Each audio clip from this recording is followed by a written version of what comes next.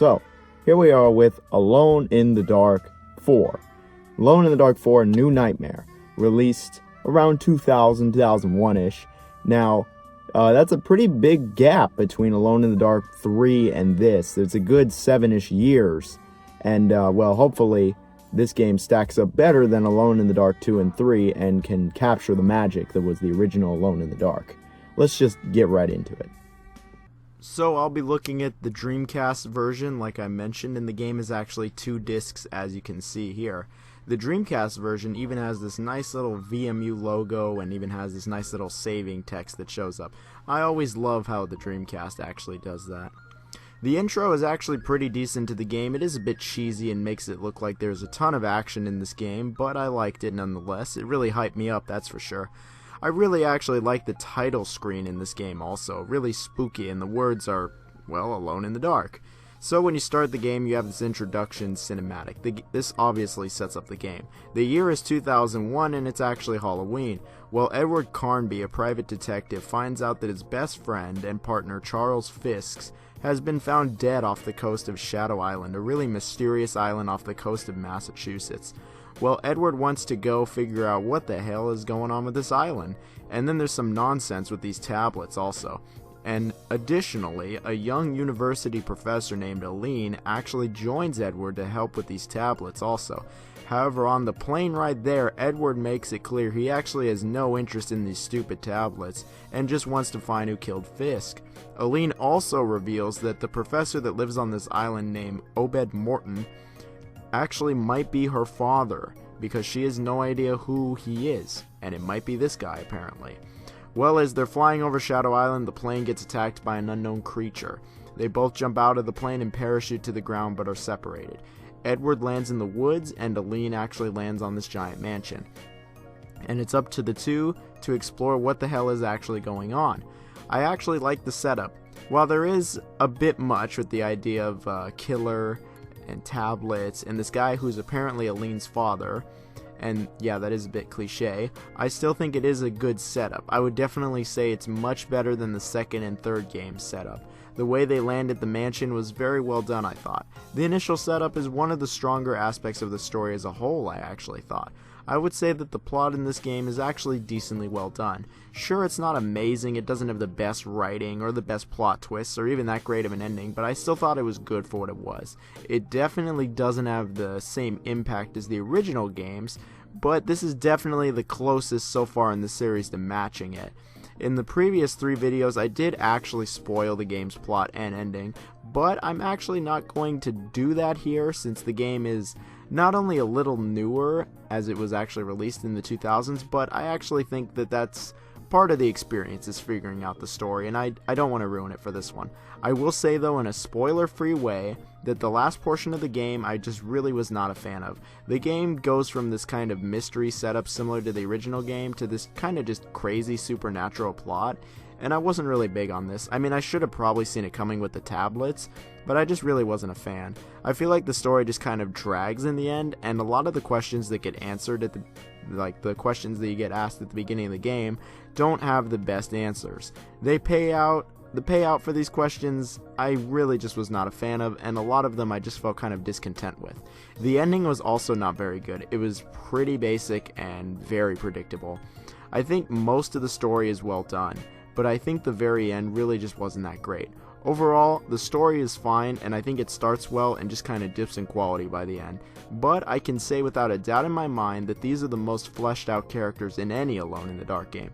Edward and Aline get so much personality, like way more than any of the other games combined. They just actually have character. Edward is a bit of a smartass and tries to be confident in what he's doing, while also being a little flirty, and Aline is scared at first but quickly becomes a strong female lead and is actually pretty smart. Much better characters than the previous 3 games. And this game also is not canon with the other Alone in the Dark games. It's just its own separate game. They don't try to connect it to the other ones. And I actually like the modern setting also. In fact, I just think the whole world is actually one of the better parts of the entire game, or at least one of the better developed parts. I think the setting is, well, not the most original. I think it still is alright. At least the cliche setting is done well. I mean, you also got to remember that Alone in the Dark helped create that cliche in video games, so there's that also. but I actually did like the setting and the world in general, and while the supernatural stuff I could kind of do without, I still think it was well executed for the most part. It could have been so much worse, that's for sure. The previous 2 games really showed that. But enough about the story. So once you start the game, you're able to choose between Edward and Eileen. Now, both of them actually have basically completely separate campaigns, like Resident Evil 2. In fact, this kind of ripped off Resident Evil 2 greatly. They both fight mostly the same enemies and get mostly the same weapons, but have totally different puzzles and go around the environments in a different way. They meet up a few times in the story, but that's really only a few times, and there's not too much difference when it comes to actually playing as them. Edward is more focused on combat, while Eileen is more focused on puzzles. The gameplay is very standard late 90s, early 2000s survival horror, more so than even the original 3 games. The first thing you'll notice is that this game is very dark. A lot of the game is actually just borderline pitch black. You really are alone in the dark. I mean, it's even in the name. However, both characters have a flashlight. The flashlight does not take batteries or anything. You can infinitely use it, and you can even use a weapon with it. But you will be searching all over with this flashlight because it is really dark. And that's just one thing both of your characters have now. Edward and Eileen have the same gameplay and are basically interchangeable when it comes to what they can do. They have tank controls and have generally slow combat. It's obviously nowhere near as slow as the previous games, but it is kind of slow. You can actually move and shoot, which is a nice touch. There is a run button as well, which again, nice. Like any good survival horror game, you don't regenerate health and you have to use a medkit. I will say this game straight up steals from Resident Evil, and you don't have hit points, rather it has a status. Items are quite important in this game, as it is a standard survival horror game where items usually are a core part to the game. You will be collecting items and using them on something frequently. The game does not have an item management system. You can just carry everything again. You come across a number of items in this game. Many of them are key items and are used on the environment in some way. However, you also get weapons like I previously mentioned. Weapons include revolver, triple barrel shotgun, a rocket launcher, grenade launcher, and even some crazier weapons as well. Using these feels much better than any of the previous games right off the bat. You'll obviously come across ammo for said weapons as well. In addition to this, there are many documents that you will find throughout the game with notes and general lore to the game or used for the puzzles. These are also stored in your inventory. I guess the last thing to mention for inventory is to save you actually have to find a save item known as the Charm of Saving. That's pretty silly, but alright. But these are pretty common in the game. But what will you be doing in the new Alone in the Dark, the New Nightmare? Well, what you'll be doing is exploring this mansion or the island itself, killing monsters, finding items, using these items on the environment, and generally just solving puzzles. I brought up earlier the flashlight, and it's important on the lighting up the environment. This is actually even more vital than it seems, as many objects in the game are just totally hidden on the pre-rendered background, and you'll actually have to shine your flashlight on them to be able to even see them to pick them up. So a lot of the time you'll be exploring these areas looking for stuff to pick up using the flashlight. However, when you're actually exploring or solving puzzles, when you're not doing either of those, you're in combat. The combat is not only much better than the original couple games, but the enemies are actually one of the better parts of the game. A lot of the enemies are quite unique, minus the zombies. These are generic. A lot of them are actually reptilian, strangely shaped creatures. Some of them react to the light and can even be stunned or pushed back from it, and none of them have projectiles. That's just how it should be. Later on in the game, you do fight some big, beefy monsters, and I think fighting these are fine as well. In fact, the combat is just swell. When it comes to the puzzles, a lot of them are kind of your standard fare for a survival horror game. When it's not finding an item and using that item on something, it's usually activating something to activate something else to give you an item or key to another door. In fact, a lot of the puzzles revolve around keys and just getting to the next area. Like I mentioned, both characters get totally different puzzles, so it's more than worth it to play through both, especially if you like one or the other. I think the next question to ask is the game scary? I'll be honest, I think this game actually has some moments where yes, it is scary. And I'm not talking jump scares either, I'm not talking about that crap. I'm talking like the tense atmosphere that kind of gets you in the slow burn, the tense moment. Despite the game's age, I think it is still a bit scary at least. I'll be honest, it's way more than the previous 3 games. It's probably the scariest Alone in the Dark game ever made. But a lot of the game is tense, I'm not gonna lie, and parts where you see an enemy for the first time and really have no idea what to do can actually be kind of scary. But when it comes to gameplay, that's really the gameplay in a nutshell. While Resident Evil was heavily inspired by Alone in the Dark, this game takes many, and I mean many, cues from Resident Evil as well. But I mean, it's like at this point, who's copying who in this situation? It's really just like a copy situation on both ends. Now, when it comes to the graphics, I think they're actually pretty good.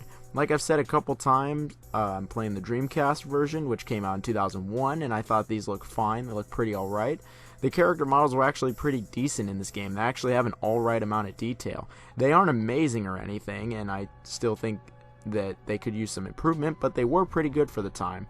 At least the faces look good, but there is no facial expressions, and their lips don't move when they talk. The animation is a bit stiff, and Elaine's running animation is just awful, but besides that, I think the animation is alright. It's not amazing or mind-blowing, but it is more than serviceable.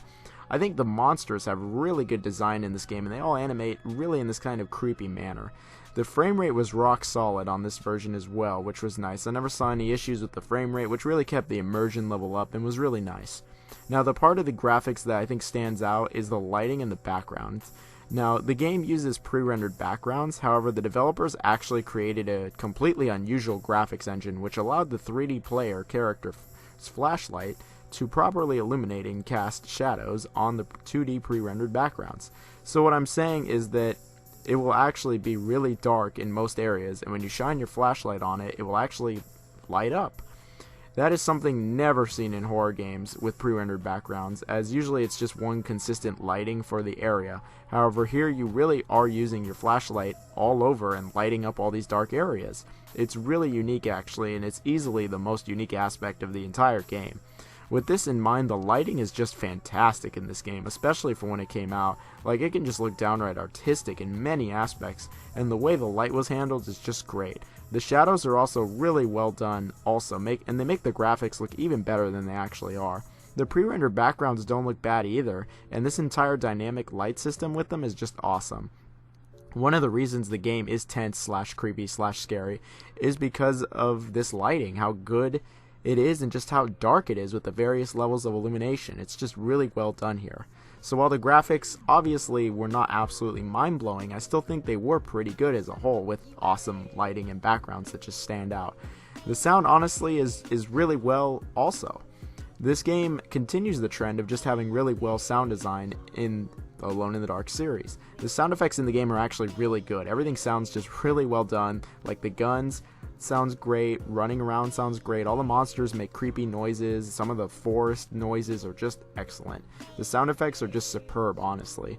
The music goes back to that Alone in the Dark 1 feel. Rather than being catchy or upbeat, this game really instills a sense of dread and unease. A lot of the game there is no music, and you just hear the sound of your footsteps. When enemies show up, usually some music plays, and it's not like it's amazing or anything, but I think that it sacrifices being amazing to really set the mood and add to that tense atmosphere, which I think the game does in spades. The music is really well done in that aspect, and while I'm not going to have it in this video or playing in the background because I just don't think it fits a video very well, I will tell you it contributed to the game feeling creepy.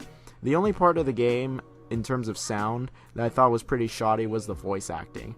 The voice acting is, well, it's that typical 90s cheesy voice acting. It's like it's from a B movie, and while I think the delivery is decent enough and is better than something you would see in probably Resident Evil, it isn't amazing. There are some really cheesy lines in this game, and some of the delivery is just borderline funny. I'm telling you, everything will be okay. I don't want to die. Hey, let go of me. Don't leave me here. Please, I beg you. I said let go of me. Go on. Really, what I'm getting at is it's very campy, and it reminds me a lot of the shark movies I've watched because it's just kind of amateurishly written, if that makes any sense. It did invoke a few smiles for me, though, so I guess it's good. But don't expect anything great with the voice acting in this game. It was fine, but it was the only weak point in the sound, I thought, and I can say that confidently. But as a whole, sound was pretty good, too. But it's time for our favorite part of the review, what wasn't so good with Alone in the Dark: The New Nightmare. Well, I do have a few issues. I already mentioned being not the biggest fan of the story, and particularly the end, but in terms of actual gameplay, I do have some issues as well. First off, some of these puzzles I just am not a fan of at all. When it comes to non-linearity of the puzzles in this game, I will say this game is still pretty linear. It's not as linear as the last two games where every single puzzle had to be solved in a certain order in a certain way to continue, but it's not as much as the original games.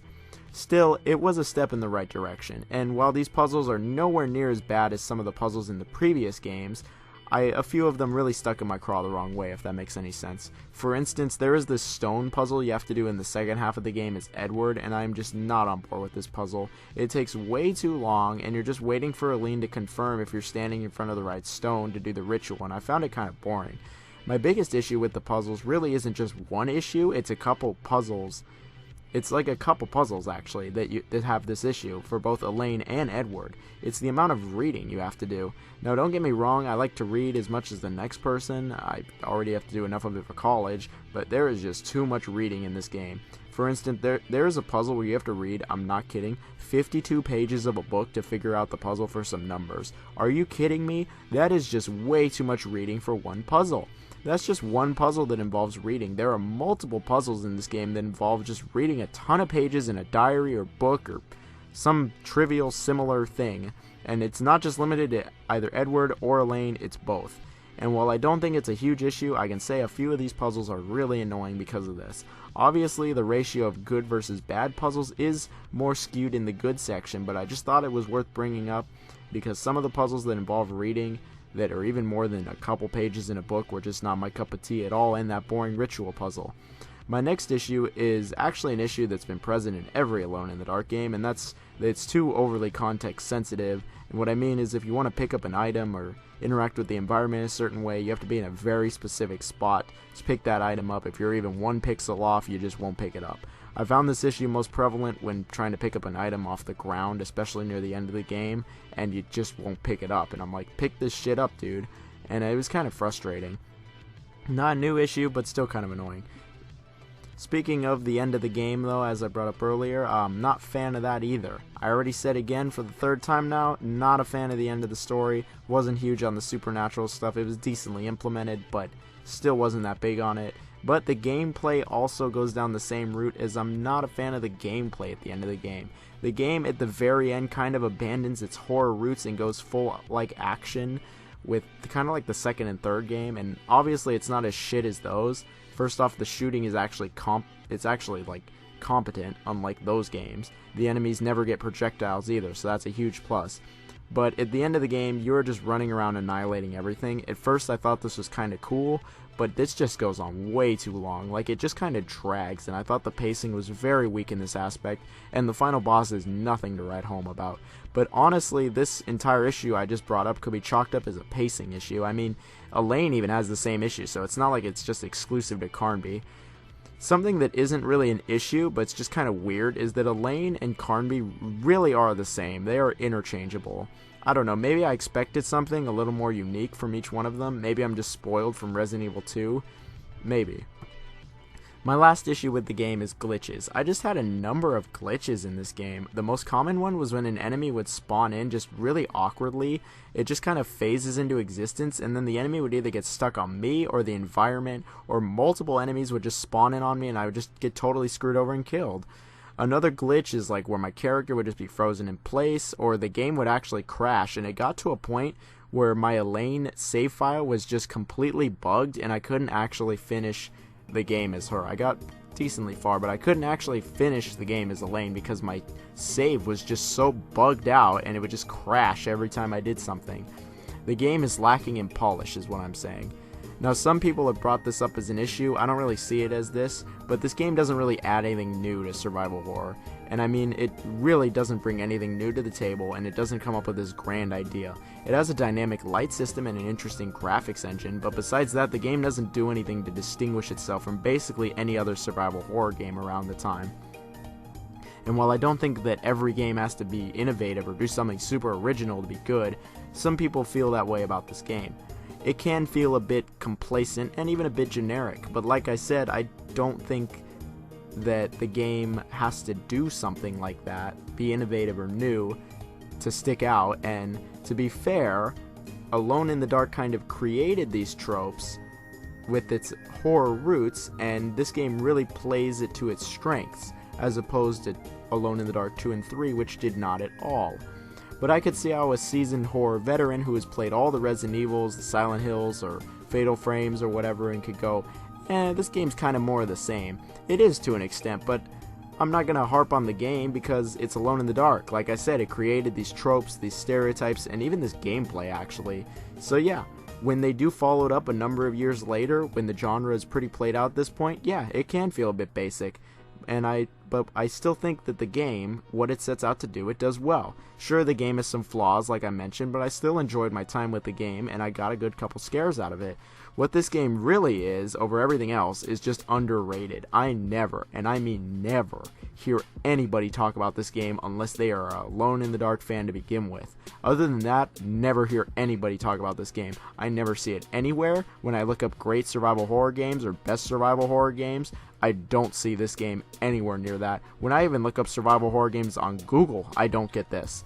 This game is really underrated, and it is just the definition of a hidden gem. It really re-established this franchise too and set it on track. The developers knew what made Alone in the Dark good to begin with and actually played up those strengths with a new game. It was great.